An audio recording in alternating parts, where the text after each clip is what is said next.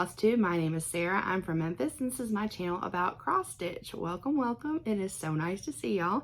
It's been about a month since I last visited with y'all, and of course, guess what I'm doing tonight or today? This is daytime still, so I'm ahead of last year.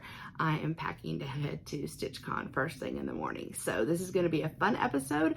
We're going to talk about StitchCon prep, what I'm taking, what I'm going to be doing. I had a really big finish that I'm super excited to share with y'all, and yeah, we're just going to get right into it. Just got back from the beach not that long ago. It was wonderful. It was my grandson's first trip to the beach. He's not quite a year old yet, so you know, we had him all lathered up with the sunscreen, all the good gear on. He liked the sand. He wasn't like my daughter. She hated the sand. He liked the sand. He did try to eat the sand. That didn't go over that well, but it was great. It was a much different trip than we had taken in years past. We had the dogs with us. We had a baby with us. So I didn't get quite as much stitching done as normal or quite as much beach time as normal, but it was still wonderful in its own and different way. I did get some stitching done that I'll show you. So let's just get started. So FFOs, I have some FFOs. I have one finish. I'm just gonna hop right into it.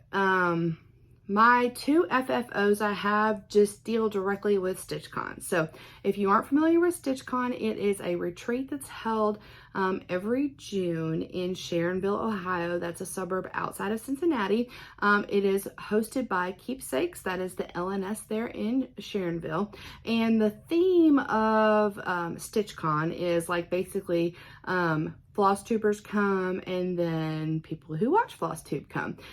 You know, it's cross stitch, of course, and we do all the things that you would do at a normal retreat. You have the visiting and the shopping and the brag tables and the freebie tables and raffles and the whole 9 yards, and it's really great. But they do put a little bit of an emphasis on FlossTubers attending, and then people get to meet and visit with the FlossTubers that they watch. So it's super fun.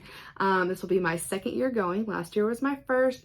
If you're going, please come say hi. If you're going to be here, there's 2 weekends, weekends A and weekend B, about 300 attendees. Yeah, please come say hi and visit.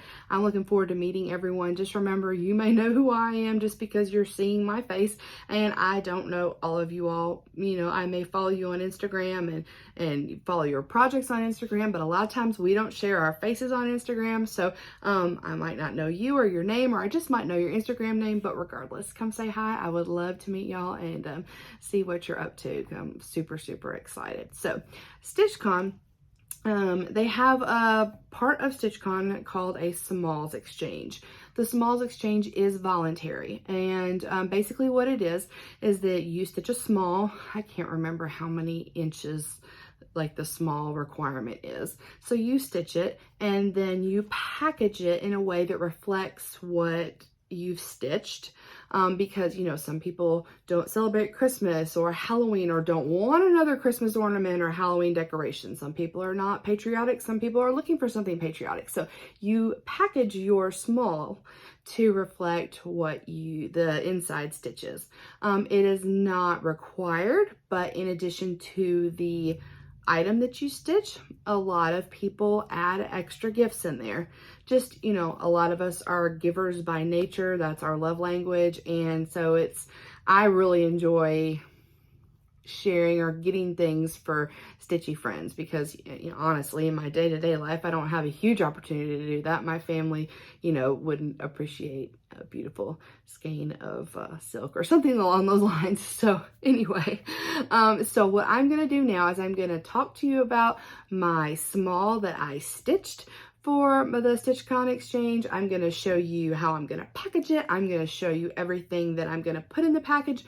Therefore, what I'm getting at is, if you are going and you don't want to know what I've done for the Smalls Exchange, now granted, there's no guarantee that even if we're going on the same weekend that you would be in my pool, because I think they break it up into like 3 separate sections to do the raffle, just because, you know, there's like not that all 300 participate, but it'd be a lot of people to manage, right? So, you know, you go at certain times. You get a chip when you come in, and that's your, I don't know, depending upon the color of the chip, that indicates when you would do your swap. So what you do is you go put all your things on the table when it's time for your swap, and then they say, everybody go up, and you get to pick one and come back and open it up, and then hopefully find the person that stitched and go meet them and take a picture and ooh and on, all of the things.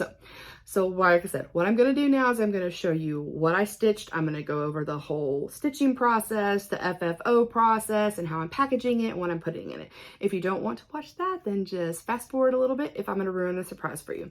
All right, so what I chose to stitch for my StitchCon Smalls exchange is a Rayola's kit, and it is a watermelon pincushion.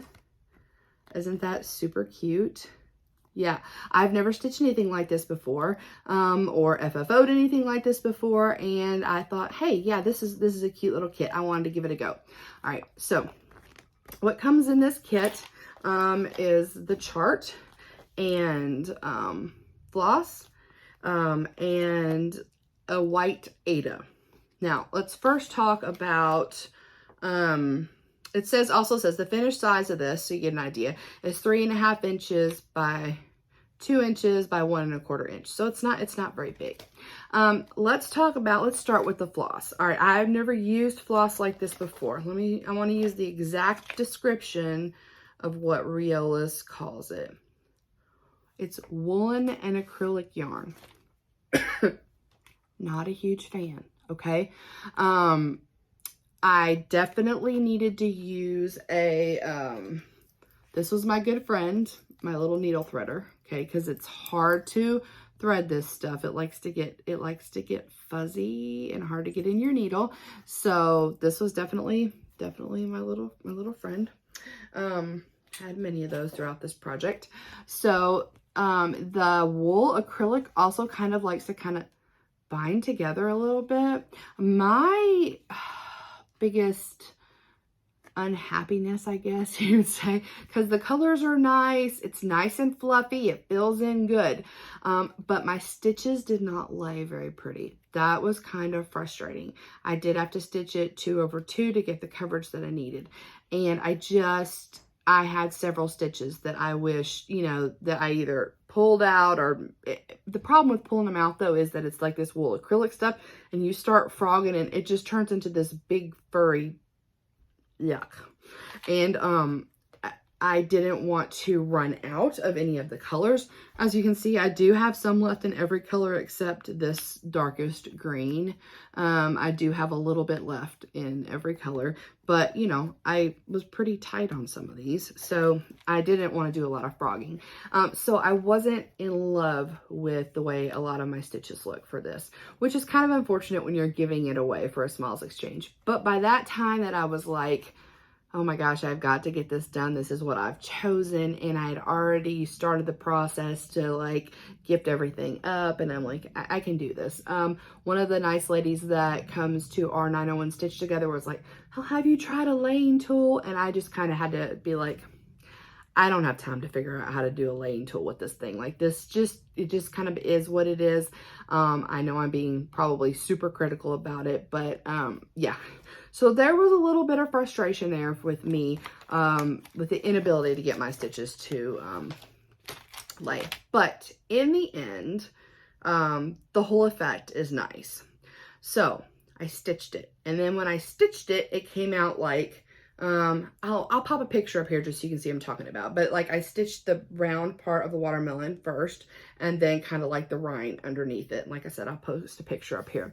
All right, so then this past weekend, I went up to my sister-in-law's. I enlisted the help of my sister-in-law, who has an Etsy store called Rivertown Designs US, and she is making project bags and scissor pouches and things like that I've given away on the channel. Sorry. Ladies here. Anyway, so I went up there because I bought fabric and sent it to her, and she like specially made a project bag. And so I needed to go pick up the project bag, and then I also needed to FFO the watermelon. And I knew I was going to be a little bit on the struggle bus. My mom had been in town like the weekend or two before, or the weekend before we went to the beach, I think. And I showed her it, and I do not have a strong sewing background, or I'm just not very knowledgeable about that. So the instructions are not very descriptive. I think this is, I don't know, this is Cyrillic, I think. So I think it's like a Russian kit. They're all several different languages on the instruction sheet, but they're very, very brief. For example, your FFO instructions basically are like this. There you go. That tells you how to FFO it, right? And there are maybe a few sentences about, you know, fill the needle holder with the synthetic fiber and sew the opening accurately. You know what I mean? So like, it just wasn't really, yeah. So my mom and we sat down and we figured it out, and my mom is much more of a seamstress, and she actually on paper like drew and cut me out a little template and explained like how I should match my ends up, and that I would be like putting the right sides together and then flipping inside out and leaving a space where we went through all the things. So I had that knowledge, and I got to my sister-in-law's house, and she could tell I was on the struggle bus too. But anyway, she loaned me some clips, and I started like, I cut my stuff out of the Ada, and followed it along and clipped it together, and then I stitched it together and was looking at it and trying to figure out. It's kind of funny because it is like a watermelon inside and then the rind on the outside, and it's kind of like jagged like this, and it didn't really match up exactly, like, yeah. So anyway, I could tell that I was gonna have like some little bit of white showing. Like I stitched it as tiny, like close on top of each other as humanly possible, right? And I could still see that little bitty seam of white. So first of all, I was not happy with that, because this is a dark piece, and it's like got this bright white Ada where I could just kind of see the little edge around there. So I wasn't super happy about that. But then, okay, so I stitched it up, and I turned it, before I turned it inside out, I trimmed a little bit of the extra, the flapping around on the inside. And I did not trim that super tight. My sister-in-law was even kind of like, well, you could trim that a little bit tighter. I was like, no, I do not want to do anything to mess up, to cut into anything. So I left a good bit on the inside. So I turned it inside out, okay? And I look at it, and I can see like that white area. And I'm not sure how much I'm going to be able to see around the edge, because around the edge, I have to make some cording. I have to hand make some cording out of this darkest green color. Okay. So I'm like, I'm not, and so that'll cover some of it up. So I flip it inside out, and then I start stuffing it, and I stuff it with the fiber fill stuff that they gave me. It wasn't quite enough. Luckily, my sister-in-law had some, and a nice chopstick for me to be jamming it in there. So I'm getting it pretty good and stuffed. And then, I want to make sure it's good and hard. And I'm looking at it, and I'm seeing the white area that I need to do something about. And so she had some Sharpies, so I got a dark green Sharpie and just very carefully kind of went in and covered up some white Ada areas that I was afraid might peek through underneath my cording. So I'm going along one seam, I'm going, everything's fine, everything's great. And then I get to the other side, and my fabric frayed. And it frayed so bad. It frayed all the way up to the cross stitch for like this much chunk of the watermelon. What the heck? It was not like that. When I flipped it inside out, I mean, I left a good bit. It was obvious that I left a good bit, because on the frayed area that frayed up to the cross stitch was like wispy fingers hanging out everywhere, like so much had frayed off. I don't know why. It was Ada, it was crunchy Ada, it came with the Riolas kit. It was just devastating because I was like, is this completely trashed now? So I asked my sister-in-law, did she have any Fray Check? Because not only was I worried about how I was going to bring those edges together, I was worried, like, is this going to continue on into my stitching and like unravel all my stitching? Like, oh my gosh. She didn't have any Fray Check per se, but she had like this fabric mender stuff.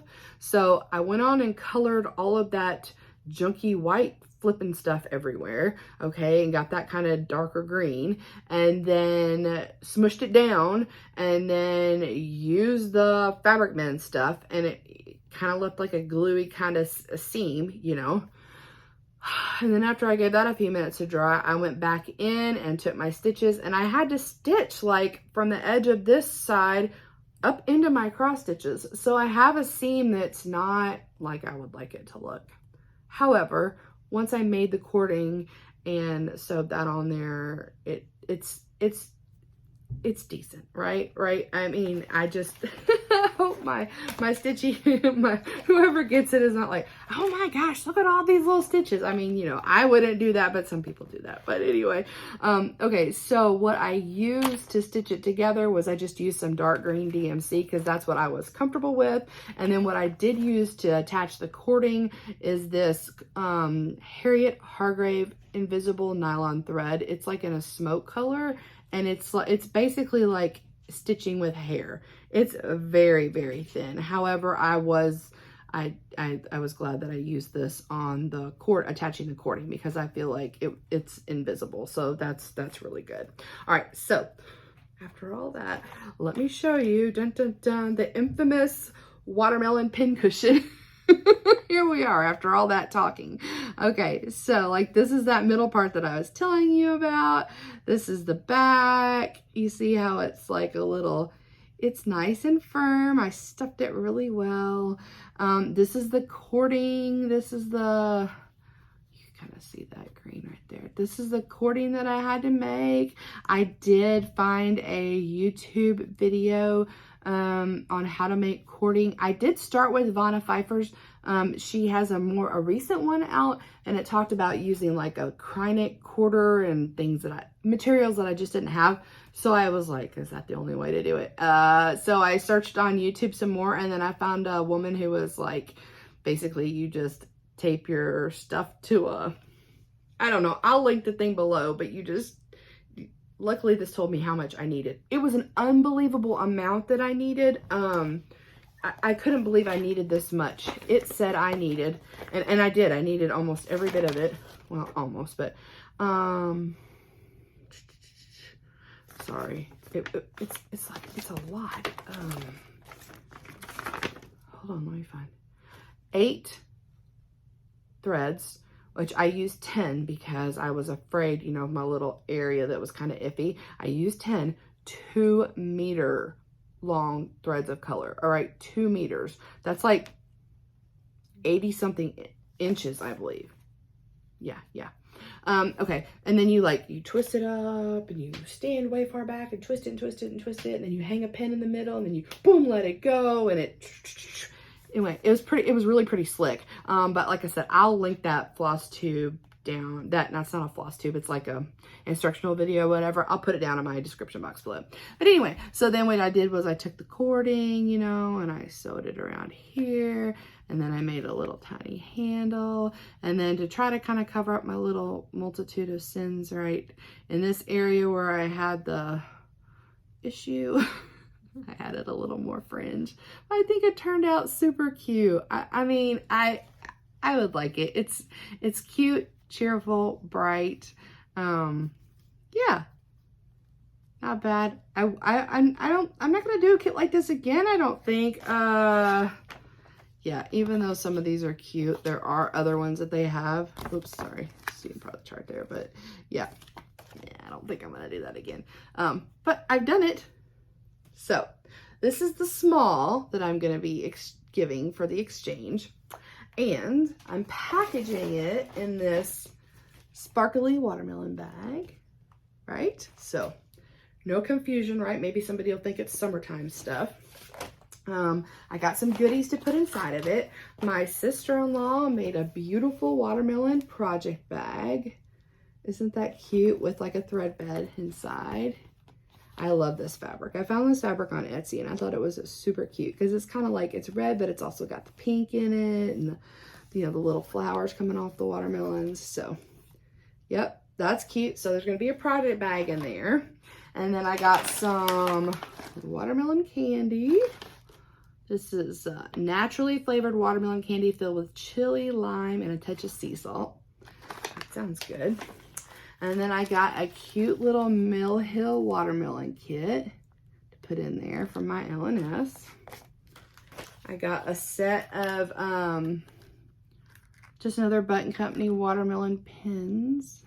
Well, watermelon and fruit pins. I could have put this in this pin cushion, but instead I went with like little black simple pins, like little watermelon seeds, just to show the person that it's a pin cushion. They might be like, what the heck is that? I don't know. But anyway, cute little pin set. And then I got a cup. It says Sweet Summertime. And last but not least, a needle minder. I don't know which one I'm going to give them yet. I got these from Gina's Unique Needle Minders on Facebook, and I'm going to give them one and keep one for myself. I just haven't decided which one yet. Yeah, so that is my Smalls Exchange present for StitchCon 2022. And so this is my first FFO. I'll just kind of get it up here real close so y'all can kind of see. So all of this was the part I stitched on the round, and then I'd stitched the back part. Yep. So, and then it's just a little pin cushion, and it's you know, if you wanted it to use it really for a pin cushion by your sewing area, you totally could. Yeah. So there we go. StitchCon Smalls Exchange. All right, my next, and so yeah, that was another finish for me. So I think that would be finish number 12, I think. Yeah, I think that's right. All right, my next finish. This is also to do with StitchCon. So last year, or every year, I guess, Sue Hillis designs a StitchCon pattern for the year. And a lot of people were buying it. Like I said, last year was my first year at StitchCon, and there is a stitch along. I think it's like StitchCon 2022 Sal. And I think we're gonna get together at StitchCon and take a picture with our finished piece. So I wanted to go on and finish it and FFO it. So I spent this morning FFOing this. Like I said, I've been really out of my comfort zone this past couple days, y'all, because I'm a stitcher, much more than a finisher. I very much enjoy sending my stitch projects off to be finished by the finishers at Keepsakes. Very much enjoy that. So like I said, this has pushed me out of my comfort zone, but I did get it finished and I am happy with it, and I'm going to share this with you. So this is a FFO. FFO means fully finished object. This is my second one. So here we go. So this is my FFO. I think it turned out pretty cute. So this is the piece here by Sue Hillis. I'll kind of get zoomed in on that. When we stitched it, there was a little alphabet included in the chart where we could put our initials. It's got the year on it. It's got the Shop Cat 310. It's got the Keepsakes, the Stitchy bus that we ride back and forth if we want to go shopping at Keepsakes, even though there is an annex, a store in the convention center. Just some cute little accoutrement. And yeah, so this is the chart by Sue Hillis that I stitched. Yeah, I think it turned out cute. I purchased this box from Keepsakes. They were selling it at the retreat last year.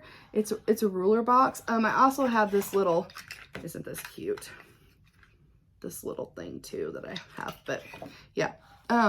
They were selling these last year at the retreat, and they said at the retreat last year that your StitchCon finish would fit in there. So I got that. Let's see. So for the FFO part, I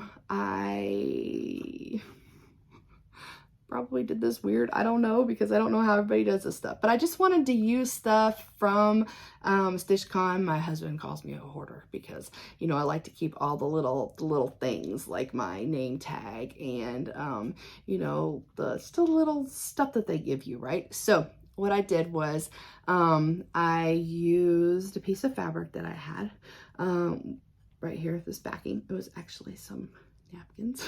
I cut that up and put that over like a mat board and pop that in. And then I cut another mat board and put this my piece on it. I decided not to use the batting. I don't know if I'll regret that in the future or not. I did use like an acid-free mat board to attach it to it, but sometimes when I've used the batting like on ornaments and stuff, it did make it kind of poofy looking, which is what I wanted on the ornaments, but I didn't know if I really wanted it so much on this. So I didn't use any batting. So it's really just on a piece of like acid-free mat board. This is some Lady Dot Creates hand-dyed lace in the color Buster Browns. So I attached that. And then these are some little buttons, some antique buttons that my friend Zan, when she was out antiquing not that long ago, gave me a jar of them. So I used some antique buttons in the corners. And I wasn't really sure last time when I talked to y'all what I was going to do with this bottom shelf part. But what I ended up doing was at StitchCon last year, they gave us some stickers. And I had like a card from ordering from Keepsakes and like one of my brag table cards that we filled out last year. And then I made a little collage, my logo, and then Pam and Steph's. I had this needle minder that I purchased from PNB Making Memories. That's a shop on Etsy. I'll put them in my description box below too. They're really great. They make a lot of Pam and Steph stuff. So I stuck that on there. Actually, you can just see the magnets on the back. And then this little FlossTube needle minder on the TV we got. Stitcher was passing these out at StitchCon last year when I was there. So I went on and stuck that on there because I thought that was cool and very representative of StitchCon. And then I took my lanyard and my name tag from last year and I kind of curled it around at the top and used some that E63000 super duper glue and glued it on there, and like this is what I have. So I love it. I think it's great. And so when I get home from StitchCon, because I'm going to take this because I don't know if we're taking a picture or not, but then I'm just going to take this for one of my brag table pieces. You can, you know, bring a couple things. So this is what I'm going to bring that. I thought it was cute and it turned out great. And now I have like use for, you know, this is a great little memory of StitchCon last year. I don't anticipate doing this every year or even stitching the chart every year, but I thought, you know, 2022 was the first year that I went to StitchCon, and so you know, just make it extra memorable. And so yeah, there we are. So I'm gonna put this back up here. I hope it doesn't fall over while we're chatting. That would be terrible. Anything's possible though, right? All right, so those were my FFOs for StitchCon. Now let's talk about my finish. My finish is a huge finish. I am super excited. If you remember when I talked to y'all at the beginning of the month, I was very excited. I was going to be participating in #MiraMay in May. My friend Lisa over at Cross by Floss, that's her FlossTube, she started this several years ago, and she has her own way she does it, and she starts a new Mirabilia every week, or a Nora Corbett or whatever. She has a criteria. No, it's actually Mirabilia's in May. She has a criteria that she follows. She tries to do like a freebie and out of print, you know, she kind of, anyway, go check her FlossTube out. She explains it all. It's really, really great. She goes over what she's worked on during the week. She films a floss. She does like a daily vlog, and then she puts them all together at the end of the week so you can see what she's done. It was great. So I was like, okay, I definitely want to participate in MiraMay. However, you know, I'm trying to minimize the starts. I only have had one new start so far this year. So I didn't want to start a new one every week. I just kind of wanted to work on one.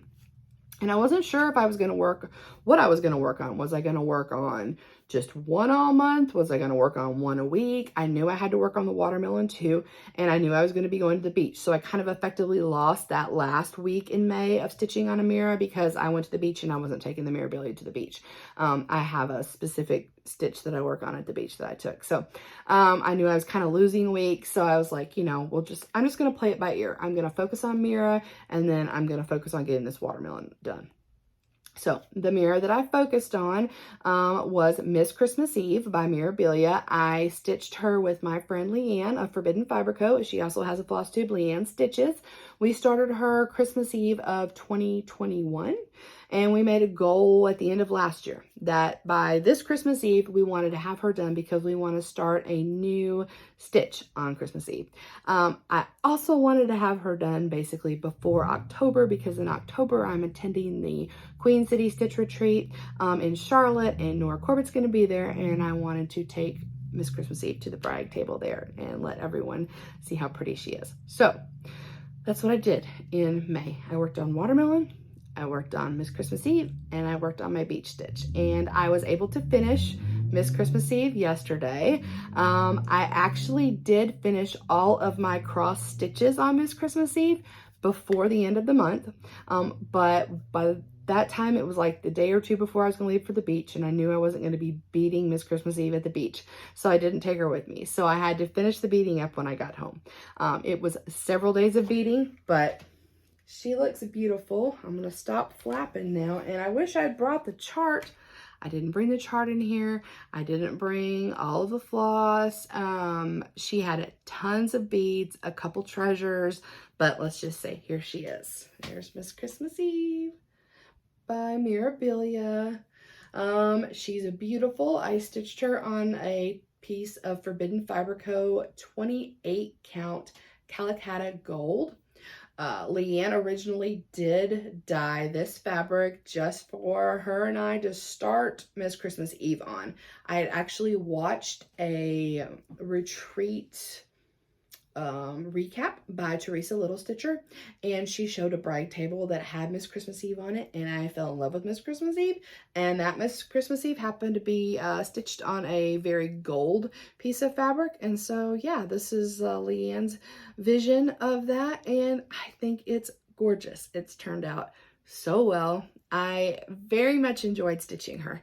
She is a very confetti heavy Mirabilia stitch. I'm gonna say her headpiece has got a lot of confetti, and then we're good, like from the top of her forehead to the bottom of her waist. And after that, it's just a free-for-all, because I know you can see there's an area here with a lot of a dark green. This green is deceptive. It has a lot of confetti. The bows are one of the most difficult parts of this to stitch, in my opinion. But she is gorgeous. I'm going to kind of get in kind of closer to you. So you can see all those beads and see that sparkle. Yep. These two treasures hanging from these beads around her arms. This one kind of wants to turn in a little bit. This is the thing with stitching Miras on linen, is that, you know, you're not having like an even weave. And so sometimes your beads can get a little bit unruly, I guess, for lack of a better term. I think once I have her framed and she's stretched, I'll be able to kind of, once I get her back, be able to nudge around and fix anything I need to. But yeah, isn't she gorgeous? All those beads. I love all of the little, you know, branches coming off of her skirt. Yes. Beautiful, beautiful, beautiful. I love it. So, Miss Christmas Eve by Mirabilia. She is done. I am going to take her to StitchCon so she could go on the brag table. And then when I get home, I'm going to take her in to get framed. And then she'll be ready to travel to Charlotte. I love these beads. These are like, I don't remember if they're number 8 or number 6. These pony beads right here. Gosh, they're just like, they're like this amber color, and they just glow. I wish you're just not going to get the full effect. And you never do unless you see them in person. But this girl just sparkles and shines. Christmas is my favorite, so I can't wait to hang her up. She's beautiful. So, very happy with this finish. Very excited. Very, very excited. Let me put her somewhere safe. All right. Let's see where I'm at. All right, so those were my finishes, my finish, my FFOs, whips. I only had one whip. I only have one whip left to talk about. This is going to be the piece that I work on at the beach every year when we go. It is a piece by Kathy Barrett. It is called Uncle Sam. Yeah, I love it. It's kind of like super funky and fun. And I started this was the 3rd year at the beach I worked on this. So 2021 I started this. Yeah, we do go Memorial Day weekend every year. So I love it. I love it. I'm using all of the called for DMC with the exception of the blue in Uncle Sam's pants. I did switch this over to a royal blue by Forbidden Fiber Co. just because I think it's a gorgeous color, and it just spoke to me more than the called for. This is the called for, so I mean fairly similar, but this one just kind of glowed to me. I stitched in this on a 32 count Stars Hollow by R&R, and here we are. That's where I am. So my goal this year was to finish that big old moon. I'll pop a picture up right here and show you where I was when I left. And then I was able to finish that moon. That is a lot of stitching. That is a lot of counting. That is a lot of creative counting in some areas, just because, you know, it's super sunny at the beach and I might have gotten off here and there, but he's a very kind of primitively shaped like that. So it worked out okay. But yeah, I got the moon done, and I'm glad. That was a lot of stitches. It was a lot of stitches. And like I said, I did get less stitchy time this year than I normally do. So there he is. Still smells like the beach. It smells fabulous. I will be packing this one up in its project bag, and it won't come out again until next Memorial Day weekend. Just because someday I want to be able to look back and be like, ah, I stitched that one on the beach every Memorial Day, and that's the only place I stitched on it at. And you know, it just makes for fun memories.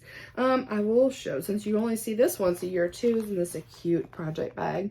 This is by Cricklewood Crossing. Yeah. Cute, cute, cute. Love it, love it, love it. All right, so that was my whips. Now, what we're gonna do next, we're gonna talk about giveaways. I had 2 giveaways from last time. I'm gonna talk about my StitchCon prep, what I'm gonna be taking, what I'm thinking about taking, possible new starts, designer focus, and my plans, and a tiny bit of haul. All right, so giveaways. I had 2 giveaways last month.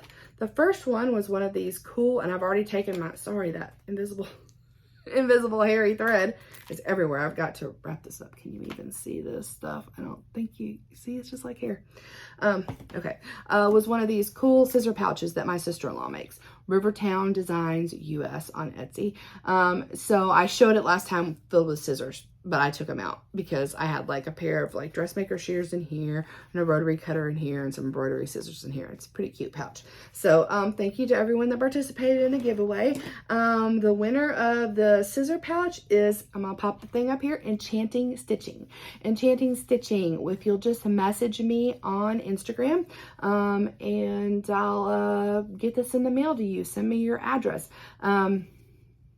I am leaving for StitchCon in the morning, so it'll be next week before it goes out. But you won. Congratulations. Isn't this cute? If you're interested in any more of these, I know she has a couple left in the shop. All right, my second giveaway was because I accidentally took home an extra gift, from the Steel City Stitchers Retreat that was gifted by Stitchy Aardvark Kate of Fickle Stitches. Fickle Stitches is a floss tube that I asked if you guys would go over and check out their channel. They've been doing it for several months now. I didn't really talk much about them as far as their stitching, but they are both very experienced stitchers. They've been stitching for a lot of years. They have some fabulous whip parades. They have a wide variety of stitching that they do, and they know what they're talking about, and they're an enjoyable floss tube. So I said, hey, go check them out. Go check out Fickle Stitches. But this is the little gift. It's a pouch made by StitchNButton, and it had a Post-it note and a needle minder that says cross stitching each day keeps the crazy away, and one of my favorite kind of needle threaders. Yeah.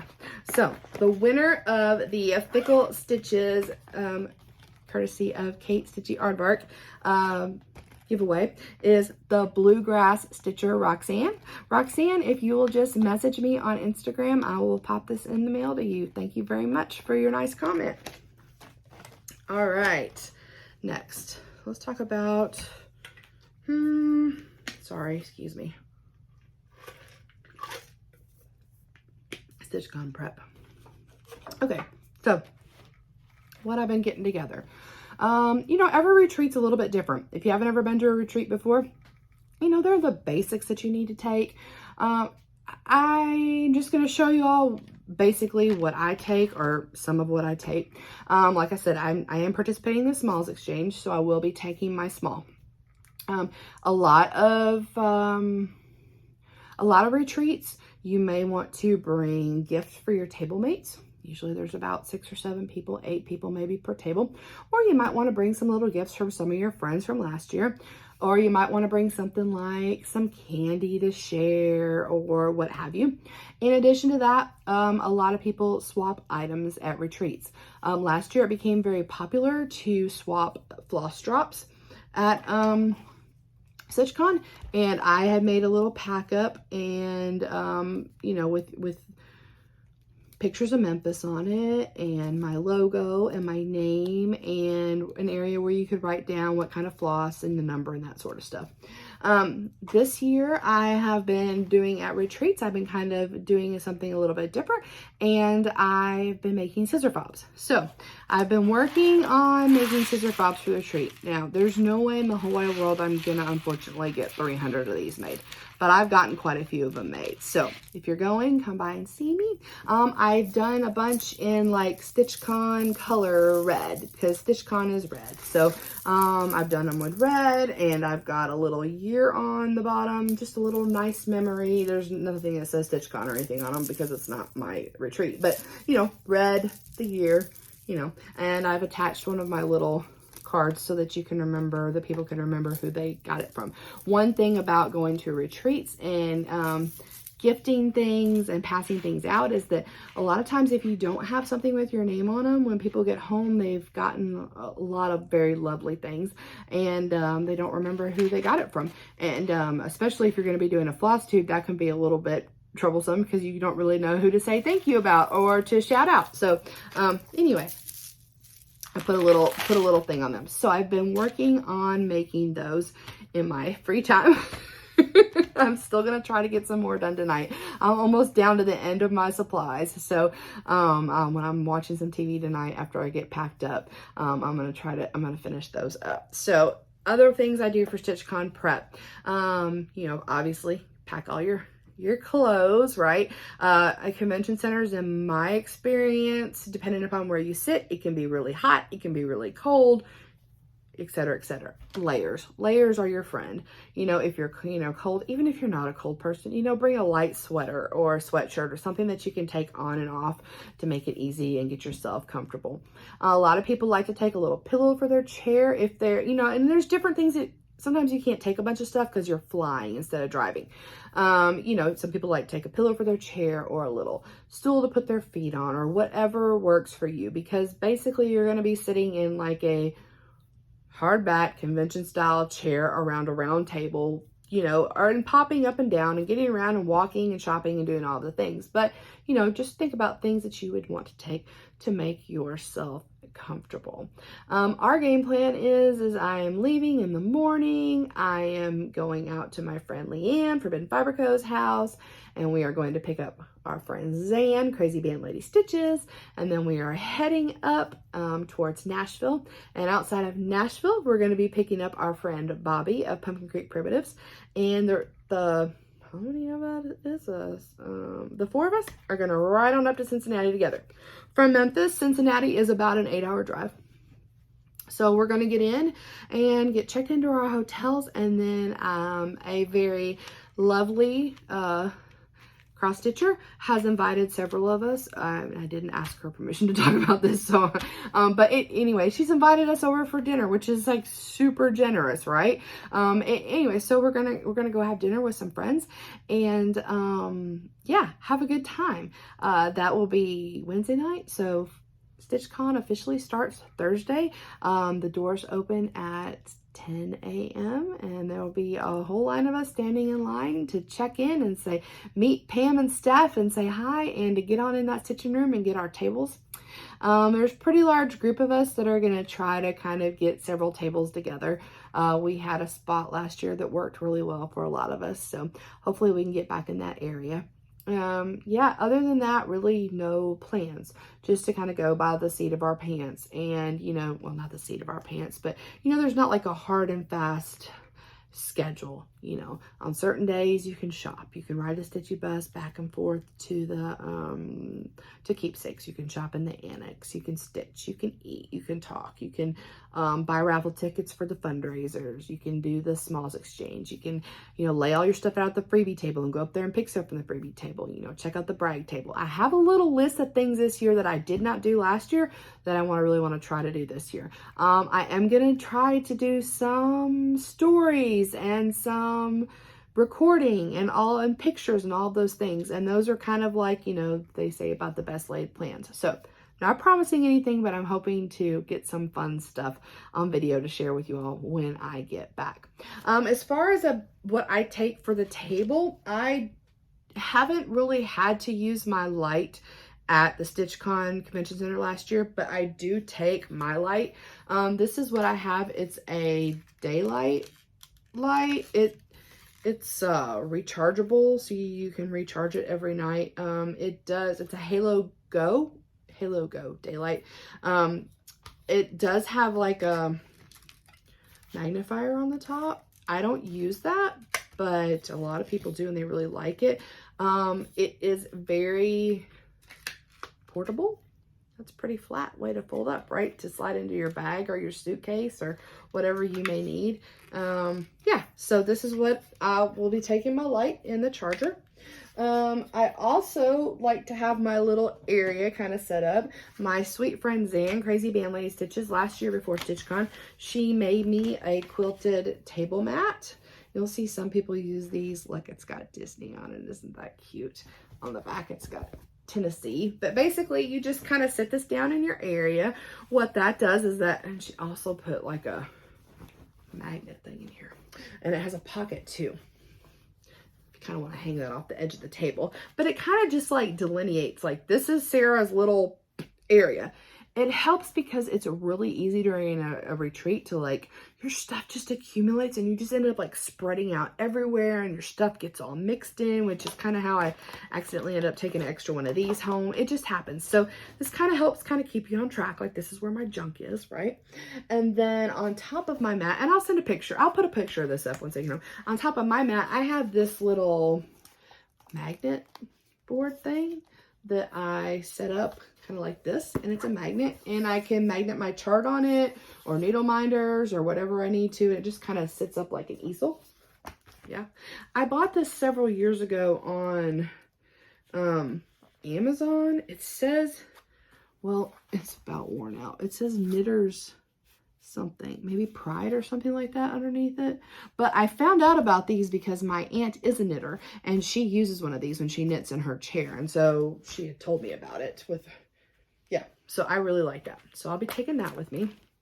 I'm not 100% sure which tote bag I'm going to take with me yet. The one I like to take if we're driving, or the one that I normally take when we go to our, sorry, I bumped the camera, our monthly stitch together, is I have one of these bog bags.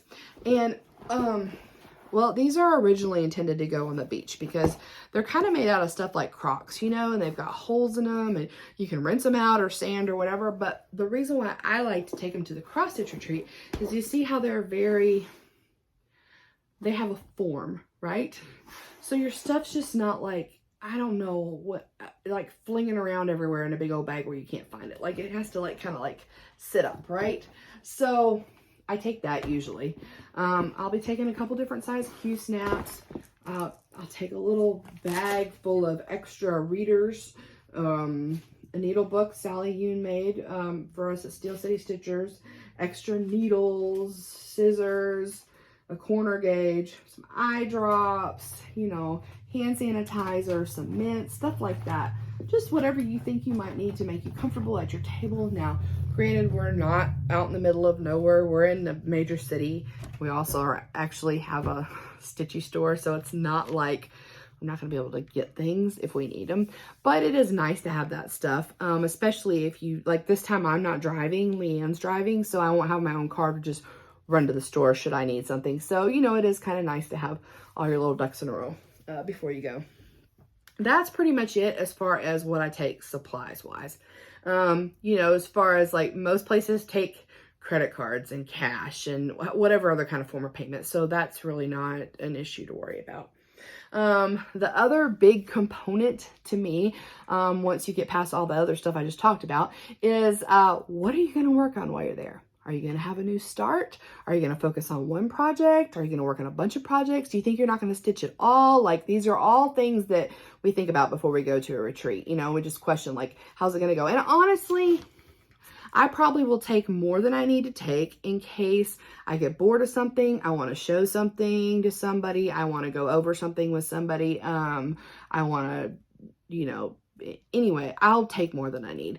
But I'm going to show you what I'm tentatively planning to take as of right now. Okay, so the first thing I'm going to take is, because I did Mirabilia last month, I did not work on my new start for the year, which is the Palace by Letty Stitch. I'm stitching this with my friend Bernadette. We started it for her birthday. It's gorgeous. It's a beautiful full coverage piece of London in the rain. I love it. So my thing with this is, what I would like to do every day is put in like one strand of floss, like a full 6, you know what I mean? And at least in one color. So I'm going to take this with me so I can kind of get back to going on that. The fun thing about this is that I asked my sister-in-law to make me a special bag for this one. I found the fabric again on Etsy and had it sent to her, and she made this for me. So this is the back. Isn't this amazing? It's gorgeous. And then this is the fabric we chose for the inside. It's so good. And I just think it's like, for the chart, I think it's just perfect, right? I love the fireworks. I love it all. It's great. It's great. Pretty colors. So I'm going to swap that over in a little bit when I finish, and get that living in its new project bag. Another project that I'm going to take is a longtime whip of mine. It is Summer Jubilee by Blackbird Designs. I'm going to say I'm 50% at least done with it. This is what it looks like when it's finished. I think it's really pretty.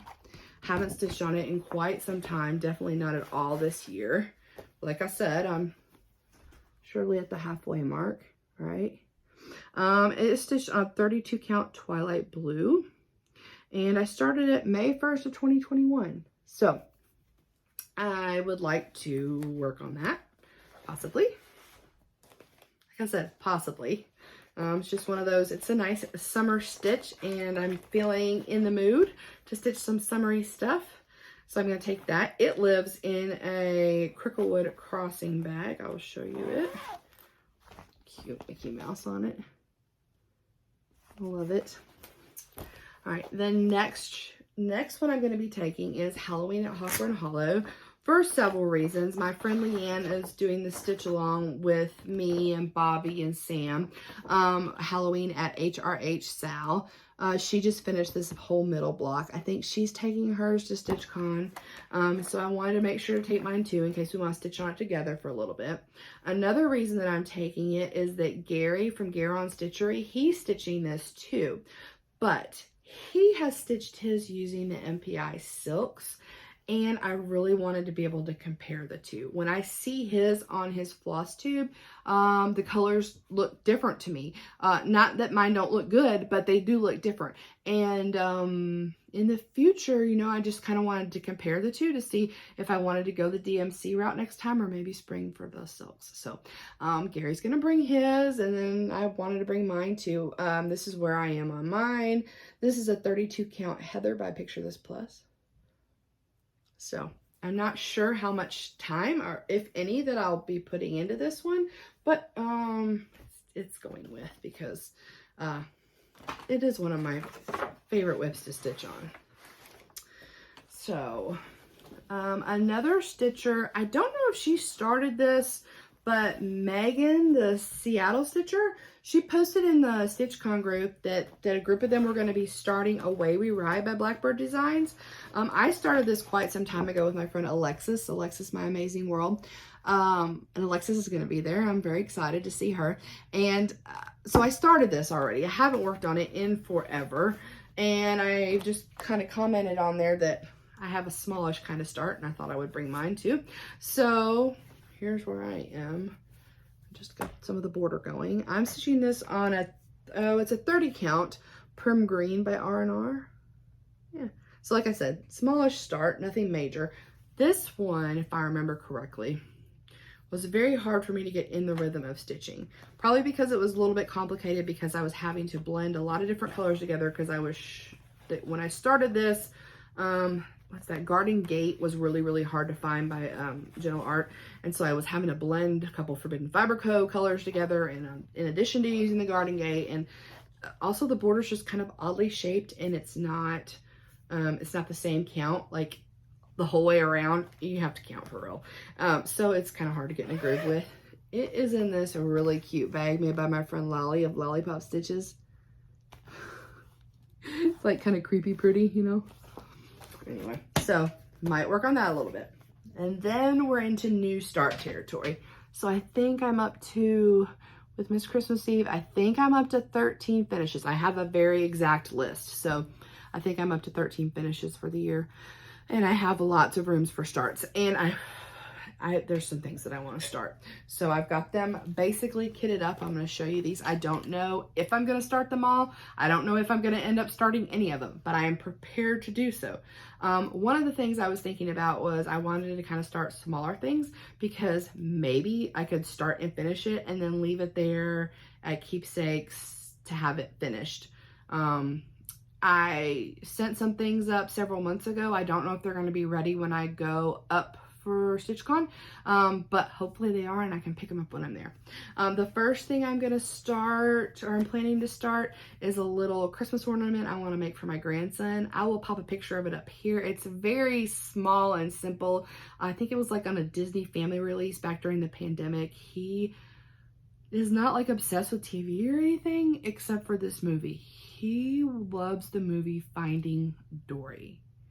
He is 10 months old and he loves to watch that movie. So I don't know why, even the boring parts where they're just talking and whatever, he just loves them. So anyway, I'm stitching this. I'm going to stitch this on a piece of 28 count Lugana, just a scrap that I had. I just like kitted this all from stash. So I'm just going to use a Blanc and a 310, and then there's a yellow in there, so I just pulled a DMC because I didn't really have one in Fancy Floss that looked good. And then the rest of them I was able to pull from my Forbidden Fiber Co. stash. I'm going to be using Midwinter Night. I think this came from my Yule Ball kit, and Pegasus and Royal Blue. And then, you know, Dory has those kind of funny purpley eyes, and so Solstice. So I think this is going to be a really quick, sweet ornament, and hopefully I can get it done and just leave it there. All right, the next potential start is in this cute little bag I just got at Steel City Stitchers. It is a very little tiny kit called Strawberry Liberty by Chessie and Me. It comes with the fabric, and I think these are some sort of silks. I don't know the maker of the silks. I'm sure I could look it up, or it's probably in here, but it's gonna be super crinkly. But isn't that cute? Strawberry Liberty. It's not very big. So that's in here as a potential start. My next potential start lives in this really cute bag by Tammy, Creative Country Girl, Tammy Blaylock. Isn't this nice? My friend Zan got me this back in March when we went to the Steel City Stitchers retreat. So I'm loving this Winter Whites by Summer House Stitchworks. Isn't that beautiful? I actually ordered this from Keepsakes back in January. I ordered it with the finishing kit. Yup. I'm going to be stitching this on a piece of 32 count natural raw. I didn't have any, but I swiped it from a Mirabilia little fairy kit where I'm going to be using like an opalescent raw instead of this. So I swiped it out of there, so that worked out. I got my little snowman needle minder all ready. And then I actually don't have, it calls for 3 DMC or fancy floss, and I'm just going to go with the DMC. It's going to be very small, and I don't think these fancy flosses are super variegated from what I could tell. Maybe one of them might be. No, it's only 3 colors. So anyway, I only have a spare of 3865. The other 2 colors are in my Hawk Run Hollow kit, so I'm covered in case I decide to start that one. That would be fun to start and finish that one and leave that to get finished for sure. And then my last option for a new start is this beauty that I got from Market, Hannah's Pomegranate by Needlework Press. Isn't that pretty? So I have all of the Belle Soies. They are silks. They are really pretty colors. I'm gonna read them out to you just because. A couple of them are new. I can't remember which ones are new. Oh, I think this one's new. Sonoran Sunset and Finnegan Green. I think those were 2 new colors for this year. And then there's a Berry Cobbler, Oatmeal Scone, a Fern Frond, and Elegant Eggplant. So really my only concern was, because it was on a very light colored fabric, my only concern was I wanted to stitch it on something dark enough where this Oatmeal Scone would show up. And it's hard to see in this picture even, but it's like this little bird down here is stitched in it, and something else. Oh, flower that you just can't even see in the picture. So I wanted to make sure that I picked something dark enough, and it's not very traditional, my choice, but I went with the Forbidden Fiber Co. Woodland.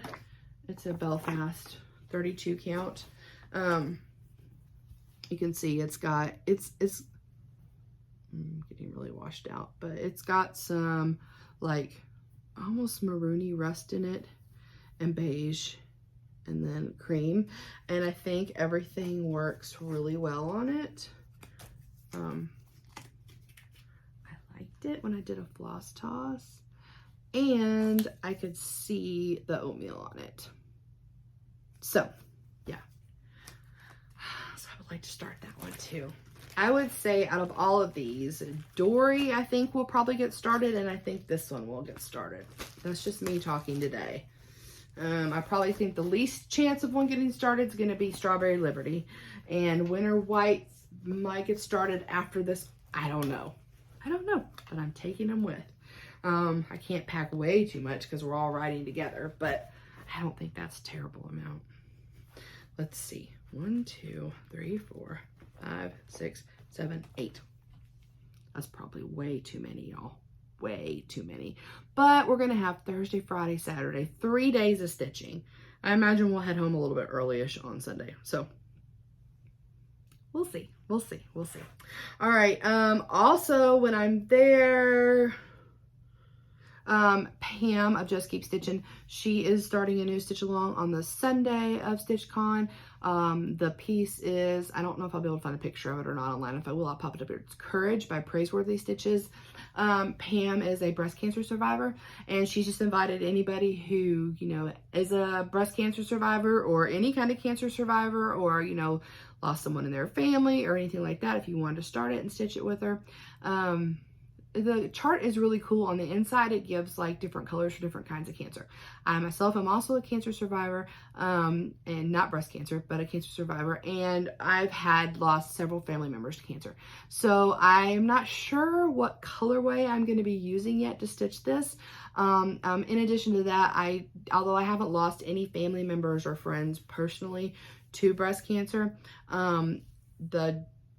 the field that I work in, doing MRIs, I take care of a lot of women who have been recently diagnosed with breast cancer, or are coming back for their annual or every 6 month follow-ups or whatever. So, you know, I see a lot of courage in those women every day. So, you know, I might add some pink in there for my patients. So yeah, so I'm going to be starting, or I don't know if I'm actually going to start that, but I ordered a copy through Keepsakes, and they're have a copy there for me to pick up when I get there. I might just kit it up while I'm there with different colors. I don't know how that'll go. But yeah, that's pretty much, I think, all that.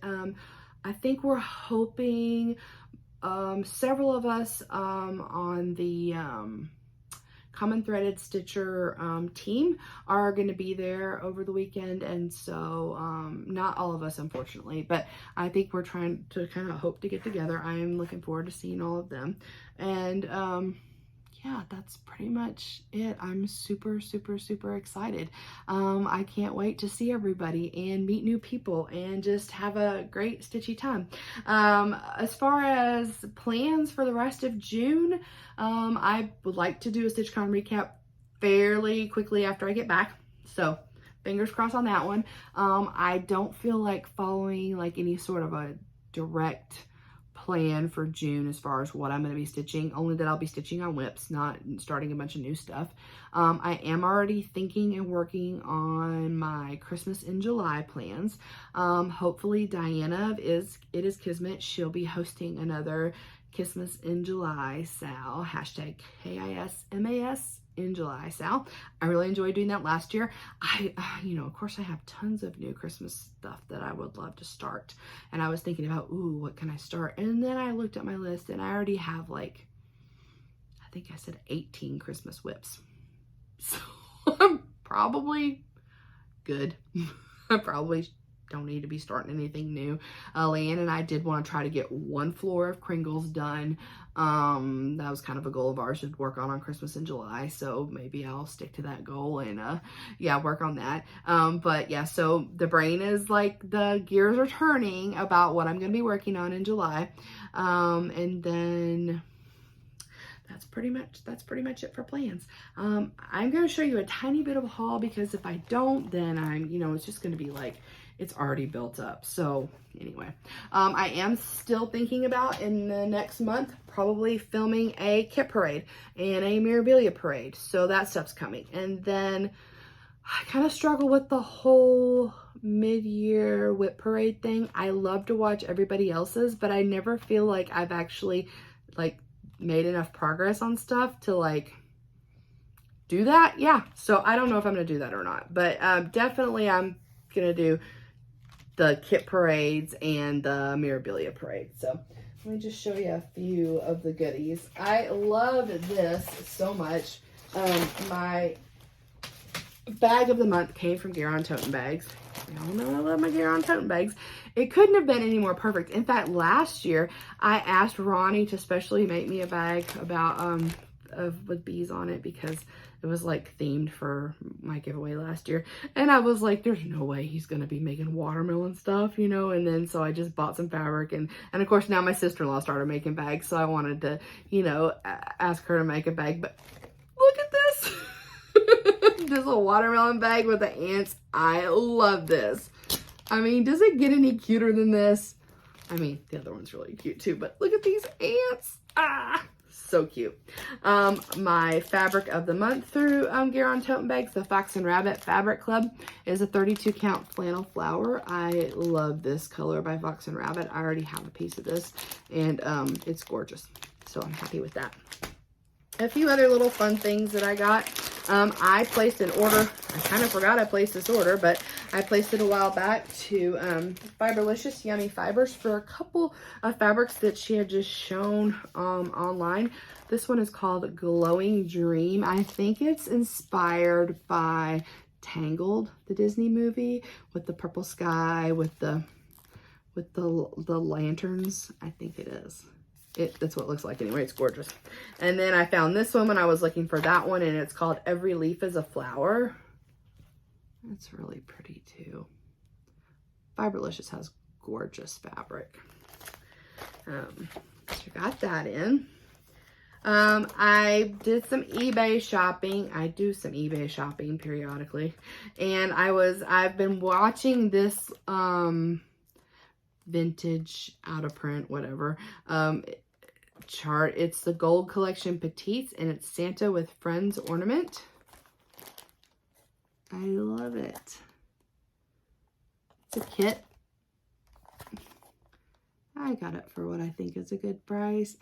With the lion and the lamb, and it's a good Santa. The candle. Yeah, I like this one. So I'm excited about that. Another chart that I got is by the Cricut Collection.